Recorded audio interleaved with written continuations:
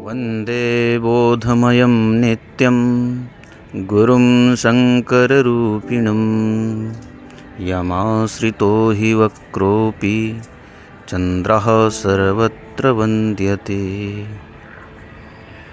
प्रयागं माधवं सोमं भारद्वाजं च वासुकीं वन्दे अक्षयवटं शेषं प्रयाग। सभी सनातन धर्मावलंबियों को मेरा सादर अभिवादन। पौराणिक कथाओं के अनुसार समुद्र मंथन से प्राप्त अमृत कुंभ को लेकर देवताओं और दानवों में भारी युद्ध हुआ, जो 12 दिनों तक चला। इसी परस्पर मार काट में पृथ्वी पर 4 स्थानों पर कलश से अमृत की बूंदें गिरी, जो आज के प्रयाग, हरिद्वार, उज्जैन और नासिक हैं। इन्हीं स्थानों पर कुंभ का आयोजन किया जाता है, क्योंकि देवताओं का एक दिन पृथ्वी के 1 साल के बराबर होता है और 12 दिनों के युद्ध के हिसाब से हर 12वें वर्ष कुंभ का आयोजन किया जाता है। खगोलीय गणना के हिसाब से भी जब बृहस्पति ग्रह कुंभ राशि में प्रवेश करता है और सूर्य मकर राशि में होता है, तब कुंभ मेले का आयोजन होता है। क्योंकि बृहस्पति को सूर्य का एक चक्कर लगाने में भी 12 वर्ष का समय लगता है, इसलिए यह संयोग भी 12 वर्ष में एक बार ही आता है। हर 12 साल में एक कुंभ आता है। इस प्रकार जब 12 कुंभ हो जाते हैं, तब 144 सालों में आता है महाकुंभ। इस बार का आयोजन महाकुंभ है, जिसका आयोजन प्रयागराज में 13 जनवरी से 26 फरवरी तक होना है। 4000 हेक्टेयर का मेला क्षेत्र, 1,60,000 टेंट, 2,750 सीसीटीवी कैमरास, 1,50,000 से अधिक शौचालय और क्या क्या है इस महाकुंभ में। अगर आप भी इस महाकुंभ प्रयागराज जाने का सोच रहे हैं और आपने यह वीडियो देख लिया, फिर आपके सारे संशय दूर होने वाले हैं। कुंभ विश्व का सबसे बड़ा धार्मिक समागम है।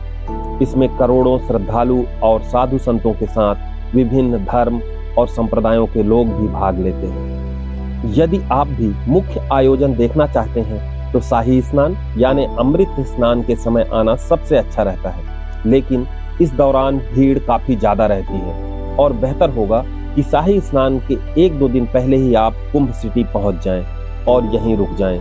अन्य किसी भी दिन आप वहां जाकर स्नान कर सकते हैं। महाकुंभ के दौरान किसी भी दिन किए जाने वाले स्नान को कल्याणकारी माना जाता है।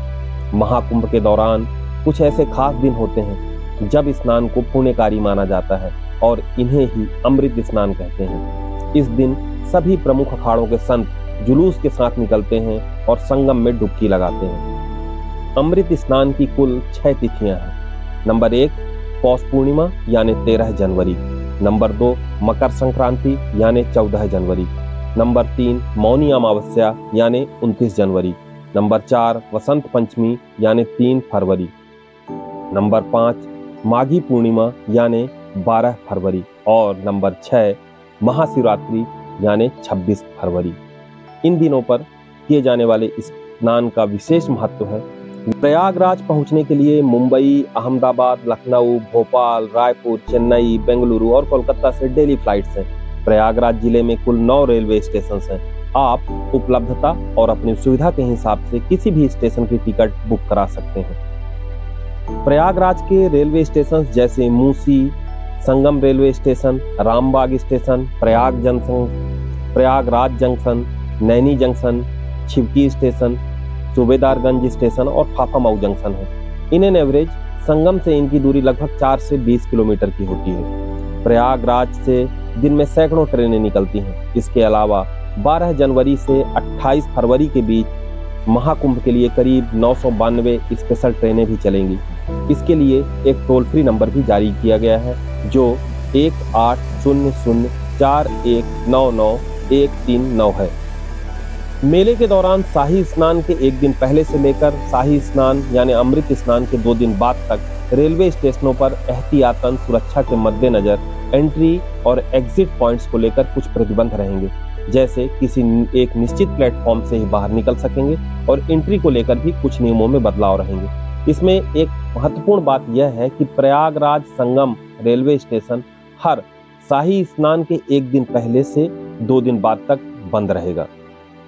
श्रद्धालुओं के रुकने के लिए कई तरीके की सुविधाएं हैं, जिनमें टेंट, होटल, धर्मशालाएं और होम स्टे शामिल है। प्रशासन ने संगम के पास एक टेंट सिटी बनाई है, जहां श्रद्धालुओं के लगभग 25,000 टेंट लगाए गए हैं। करीब 10,000 बेसिक टेंट हैं, जिनका किराया लगभग 2,000 से 5,000 है। 8,000 से अधिक डिलक्स टेंट हैं, जिनका किराया 5,000 से 10,000 है, और लग्जरी टेंट जिनकी संख्या लगभग 5,000 है, जिनका किराया 10,000 से 20,000 के आसपास है। टेंट्स की बुकिंग यूपी टूरिज्म की वेबसाइट से होगी। इसे IRCTC के जरिए भी बुक किया जा सकता है। मैंने इन दोनों की लिंक्स डिस्क्रिप्शन में डाल दी हैं। प्रयागराज में 150 से ज़्यादा होटल भी हैं, जो सस्ते बजट से लेकर लग्जरी कैटेगरी के हैं, जिनका किराया 1,000 से 15,000 तक रहता है। पर महाकुंभ के दौरान किराया बढ़ने की संभावना को नकारा नहीं जा सकता। शहर में लगभग 50 से ज़्यादा धर्मशालाएं हैं, जो खासकर तीर्थयात्रियों के लिए किफ़ायती आवास देती हैं, जिनका प्रतिदिन का किराया 500 से लेकर 2,000 तक रहता है। चलते चलते मैं महाकुंभ से संबंधित कुछ जरूरी टिप्स भी आपको बता देता हूं, जैसे जरूरी दस्तावेज, आधार कार्ड, पैन कार्ड और अपनी बीमारी के कागजात अपने साथ रखें। पहचान बैंड, स्टेशनरी की दुकान से लेकर जरूरी जानकारी भरकर बच्चों और बुजुर्गों को पहना दें। स्नान और पूजा के लिए भीड़ भाड़ वाले समय का चुनाव ना करें। पानी की बोतल साथ रखें और हल्का भोजन जैसे बिस्किट, नमकीन और ड्राई फ्रूट्स अपने साथ रखें। कुछ सामान खोने पर या किसी के बिछड़ जाने पर खोया पाया केंद्र से संपर्क करें। सरकार ने 10 डिजिटल खोया पाया केंद्र बनाए हैं। पूरा मेला AI कैमरास की निगरानी में रहेगा, जो चेहरा पहचानने की भी क्षमता रखते हैं। मुसीबत के समय 1920 यानी 1920 हेल्पलाइन पर कॉल कर सकते हैं। कुछ छोटी मोटी दवाएं भी अपने साथ रखें। कुछ छोटी मोटी हिदायतें भी बताते चलता हूँ। प्रशासन के द्वारा लगाए गए बैरिकेड्स पार ना करें। प्रशासन ने कहीं भी अनावश्यक तौर पर बैरिकेड्स नहीं लगाए हैं। किसी की बात में ना आए। वहाँ कई तरीके की ठगी के मामले आपको बाद में सुनने को मिलेंगे। किसी भी समस्या के लिए पुलिस वाले से संपर्क करें। कोई कुछ भी बोलता है, एक बार पुलिस वाले से वेरीफाई जरूर करें। आप अपना सामान लावारिस ना छोड़ें, यह आपके लिए और दूसरों के लिए एक बहुत बड़ी समस्या बन सकता है। अब अगर आप प्रयागराज पहुंच गए हैं और कुछ अन्य दर्शनीय स्थलों को देखना चाहते हैं, तो संगम गंगा घाट पर ही लेटे हुए हनुमान जी, दारागंज में वेणी माधव मंदिर और वासुकी नाग, कर्नलगंज में भारद्वाज आश्रम, फोर्ट रोड में मन कामेश्वर मंदिर, किला में अक्षयवट, सोमेश्वर महादेव, आनंद भवन, अकबर का किला और आजाद पार्क जरूर देखें। हाँ, और चलने से पहले चैनल सब्सक्राइब भी जरूर कर लें। यह प्रेजेंटेशन बनाने में मैंने दैनिक भास्कर के महाकुंभ यात्रा ई-गाइड, कुंभ विकिपीडिया और शास्त्री श्री जितेंद्र शुक्ल जी का सहयोग लिया है। आप सभी को साधुवाद। आपका कुंभ मंगलमय है।